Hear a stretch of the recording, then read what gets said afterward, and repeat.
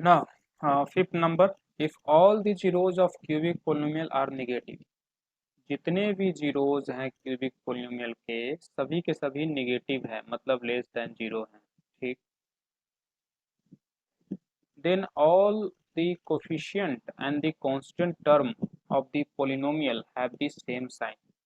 तो यहाँ बोला जा रहा है अगर ऐसा है तो ऑल कोफिशिएंट यानी ए बी सी, ये तीन कोफिशिएंट होते हैं और एक कांस्टेंट टर्म, इन सभी पोलिनोमियल का सेम साइन होगा। ये है क्वेश्चन, ठीक। अब चेक करते हैं। तो सम ऑफ जीरोज होता है -b/a। तो यहाँ से हमें क्या पता चलता है, क्वेश्चन में दिया हुआ है कि अगर ये तीनों निगेटिव है तो ए बी सी डी तीनों का सेम साइन होगा। यहाँ से हमारा क्या कंक्लूजन निकलता है, देखिए तीनों अगर निगेटिव है तो आपका एलएचएस निगेटिव होगा, ओके, इस साइड निगेटिव होगा, और इस साइड भी, तो इस साइड निगेटिव है तो इस साइड भी आरएचएस में भी निगेटिव होना चाहिए। आरएचएस में माइनस साइन ऑलरेडी है, तो इस माइनस साइन को डिस्टर्ब ना करने के लिए बी और ए को सेम साइन होना पड़ेगा, ठीक है। अगर बी और ए का अपोजिट साइन है तो माइनस आ जाएगा और इस माइनस को खत्म कर देगा, है ना। इसलिए बी और ए का सेम साइन होना चाहिए, तभी जाकर इधर आरएचएस में भी निगेटिव होगा। तो यहाँ से हमें पता चलता है कि बी और ए, अगर बी पॉजिटिव है तो ए भी पॉजिटिव होगा, ए बी निगेटिव है तो ए भी निगेटिव होगा, ठीक। यहाँ से ये कंक्लूजन निकला। और आगे देखते हैं, अभी बी ए के बीच निकला है, और भी आगे निकालते हैं।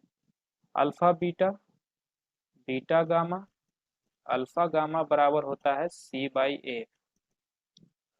यहाँ बोला है तीनों निगेटिव है, तो ये दोनों निगेटिव है, प्रोडक्ट किए हैं पॉजिटिव पॉजिटिव पॉजिटिव, तो एलएचएस हमारा पॉजिटिव आया, और आरएचएस, आरएचएस को भी पॉजिटिव आना पड़ेगा, और आरएचएस को पॉजिटिव आने के लिए सी और ए का सेम साइन होना पड़ेगा। अगर उल्टा साइन है तो निगेटिव आ जाएगा, है ना। तो सी और ए में सेम साइन होना चाहिए। तो अगर ए पॉजिटिव है तो सी भी पॉजिटिव, ए निगेटिव है तो सी भी निगेटिव, ओके। बी ए सी तक का हो गया, डी का देख लेते हैं। तो अल्फा बीटा गामा बराबर -d/a। Alpha negative negative positive हो गया, और फिर ये निगेटिव निगेटिव कर दिया, तो यहाँ पे एलएचएस मेरा निगेटिव है, ठीक।